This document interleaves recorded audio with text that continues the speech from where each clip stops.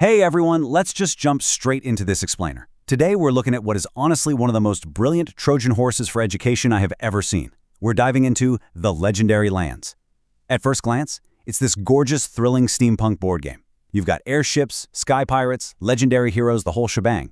But under the hood, it is an intensely rigorous educational tool, cleverly designed to secretly teach high-level academic vocabulary. If you're at all interested in how we actually get kids to retain complex information, you are going to absolutely love how this works.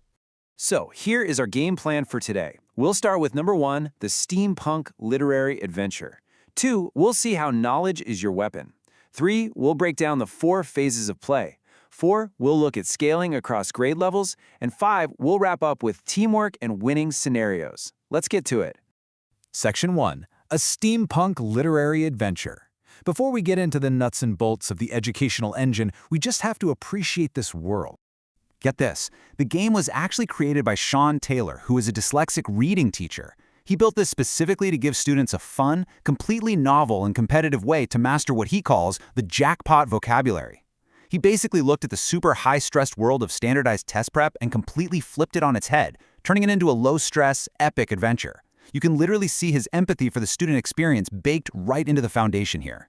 And the components? Wow. When players sit down, they are looking at a sprawling board made of 4 map sections that make up 18 totally unique mythical lands. There's a fully functioning economy using these florin denomination sheets, conveyance vouchers for travel, ELA reading knowledge cards, and even pre-made steampunk characters like Lady Alice Amelia Wonderland or the infamous Mr. Wolf. Seeing all these rich physical components instantly signals to the kids, hey, we're playing a grand strategy game, which perfectly masks all that serious academic rigor that's coming their way. All right, moving on to Section 2, knowledge is your weapon. This is where the game design is just a real game changer.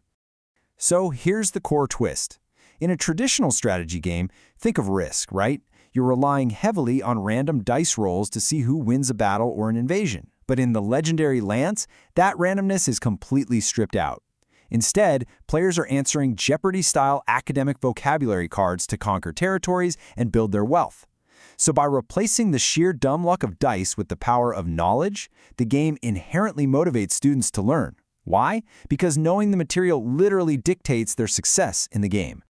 And just to be clear, the questions they're answering are not random trivia. They are testing that jackpot vocabulary we mentioned. We're talking about the absolute most crucial Tier 2 and Tier 3 academic words, the exact ones that pop up most frequently on huge state end-of-grade reading assessments, things like the Common Core, STAR, and FCAT.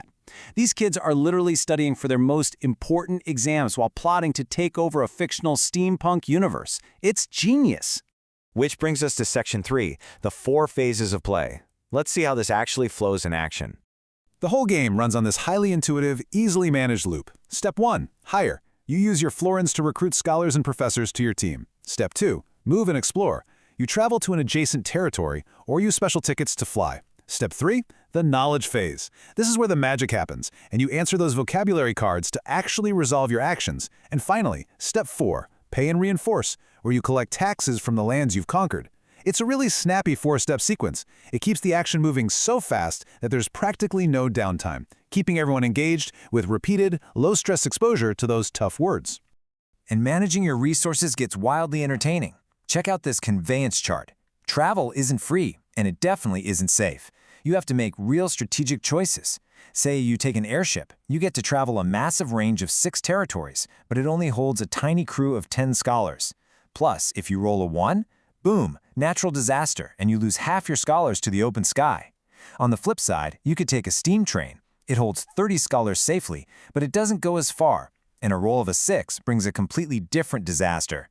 So, students are constantly weighing risk versus reward, learning probability right alongside reading comprehension. Okay, Section 4, scaling across grade levels. This part is absolutely crucial for educators. This game isn't just a one-off gimmick, it's a versatile, long-term tool. The difficulty actually naturally scaffolds across 4 completely distinct editions.